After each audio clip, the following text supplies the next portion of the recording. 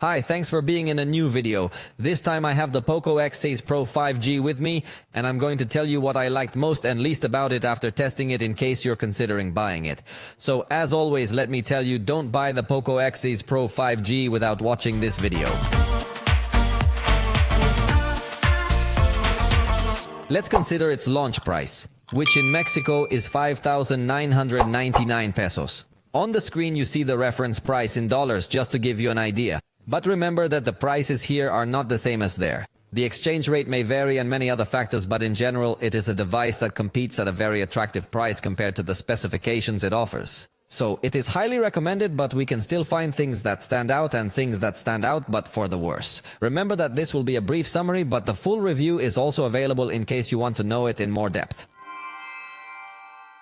Let's start with what I like the most. The screen is excellent. AMOLED with 120 Hz, ultra small visuals, and it's even going to have the ability to display photos in HDR, which is something that we usually see on high-end devices. So displaying your pictures gives you a lot of realism, and the screen really comes to surprise a lot in the price range. It has stereo sound.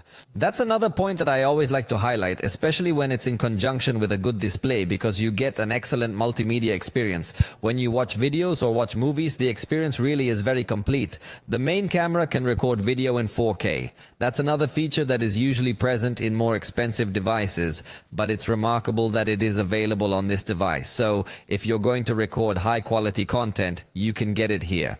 The front-facing camera surprised me at night. Usually at night is a very complicated environment, and believe me, I have seen even more expensive devices that give us much simpler selfies. But in this case, the selfies come out quite well. The document scanner is perfect, it's fully integrated into the camera, so you don't need to download or buy another app.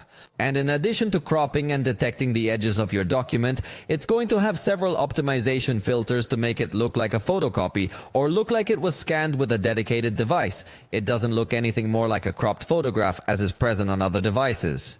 The 2x zoom is well utilized. Believe me, there are other devices that also give you zoom 2x, but it looks really bad. In this case, it gets to make good use of the 64 megapixel sensor it has for this digital zoom section. Night photography with night mode is very good. It handles noise very well, maintains color saturation well, and above all, I also like that it achieves a good balance of the most illuminated areas. So if you are going to take night photography where there are illuminated signs, the truth is that it will give you good results. It includes 3 years of software updates and 4 years of security patches. This is something we usually didn't see on Xiaomi devices, let alone POCO devices, but it's excellent news. Plus, it already has HyperOS, which is supposed to be the new version of Xiaomi's system that arrives without bugs. I have not had any problems, but I am not aware that it is free of any kind of problem. Still, it is a positive thing to have this experience that the device is going to be updated as time goes by, because it is not going to be outdated, and believe me, this is something that happens sooner or later. The applications are advancing their minimum requirements, so at some point WhatsApp is going to ask as a minimum Android requirement of a device to work, and this device is still going to support it. Also in software, it supports floating windows, so you can take advantage of multitasking. It also has an eraser of objects or people through artificial intelligence in the photo editor and works as a universal remote control, so it offers us several options that make our experience quite complete at the software level. In fact, it also has an optical engine on the X-axis. That's something a little bit more complex to explain, but the optical response is very good, and that's what it's called, to feel certain shocks from the device. So it's not a simple vibration like cheaper devices, but it feels like a tapping in the hand, and in conjunction with a well-optimized system, it gives a very premium experience. The 67-watt charger is included in the box. The simple fact that the charger comes in the box is something to be thankful for nowadays, but it is also a charger that will work very fast and will definitely complement the experience at a very good level. It includes the NFC chip to make mobile payments. If you are one of those who like to register your cards in Google Pay or Google Wallet, so that later you do not need to take out your wallet but simply take out your cell phone and bring it to the bank terminal to make payments, this device already brings the option, and that is worth highlighting because it is usually integrated by much more expensive devices. The MediaTek Dimensity 8300 Ultra processor is exaggeratedly fast. It is a processor dedicated to the high end, and to see it in a device of this price is very surprising. It is a very fast processor that will allow you to work very fast, edit video very fast, and this processor is also very well optimized for gaming. Usually MediaTek processors gave us the feeling of being processors that, although they were good, at the time of playing we did not really get to take advantage of that power, but in this case, believe me that the processor stands out a lot, has good graphics support, gives us good stability, so it is too good. It also has 8 or 12 gigabytes of RAM and 256 or 512 gigabytes of storage, and in both cases we see very good speeds in both RAM and storage, so it's very good in the performance sense. If you're looking for a device that's very powerful and very fluid, this is definitely one of the more attractive options, because at this price point I highly doubt you're going to find a more powerful device. If you are a demanding gamer, this is the option for you. But let's go with what I didn't like. It has a pure marketing macro camera. From my point of view, they could perfectly well remove that macro camera and no one would be mad. I wouldn't mind seeing a device with 2 cameras, but make them useful cameras. What does bother me is to see 3 cameras, but with a camera that doesn't really add much. And I say it doesn't contribute because it doesn't give me more level of detail than what the main camera gives me, since in the main camera I can apply a little zoom 2x and I will perfectly notice better detail, better color and all better against the macro camera that I really don't like. It does not have a headphone jack.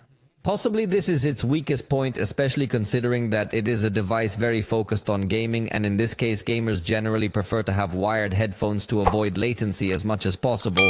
But in this case you would need a USB-C adapter if you want to take advantage of a wired headset, but in that case you would no longer have the charger available, so definitely that experience I think will be the one that may annoy gamers the most. The operating system has many junk applications, although you can uninstall them, but it definitely does not give us an experience that we would like, although it is understandable because it is a device that seeks to cut its price a lot, and somehow they must recover that income. Smart Unlock only works with Xiaomi devices. Most Android devices allow you to keep your device unlocked if it is connected to some Bluetooth accessory or if it is in some location like your home, but in this case it is very limited because it is only going to work if you have a Xiaomi smartband or some Redmi watch or some Xiaomi accessory, so that is a point you might as well consider. It doesn't have kids mode. Manufacturers like Samsung, Oppo or Realme offer you a special interface so that you can authorize certain applications, so that when you lend your cell phone to a little one, you can be absolutely sure that it will not enter other applications. The battery lasted below what I expected. It is not something exaggeratedly serious, but I must say it because usually when you see the battery capacity you imagine a certain level of autonomy, but actually based on the tests that I apply to all other cell phones I test, I think this is a little below. Although it has very fast charging, then somehow it compensates. It does not have FM radio. This may affect some people who want to continue enjoying that option, and in this price range is still common, but this device no longer integrates it. In fact, generally expensive devices do not integrate FM radio. And these sensors, you already know that they are used when making calls or listening to audios by WhatsApp, then being a virtual sensor might not work well in all people. Remember that these virtual sensors use the microphone to notice more or less how the audio bounces. Then in some environments I think it might not be very stable. But honestly, I don't find too many weaknesses in this device. If you already bought it, let me know your opinion in the comments. Tell me all your experience, especially I am very interested to know if you have had any bugs in the system, because it is the biggest fear of all who have been users of Little or Xiaomi and have been affected by bugs. I think this device with HyperOS has been much more stable, but I will love to read your opinion in the comments. For the moment, this has been all for this video. I hope you liked it. If you did, you know you can indicate it, and we'll see you next time.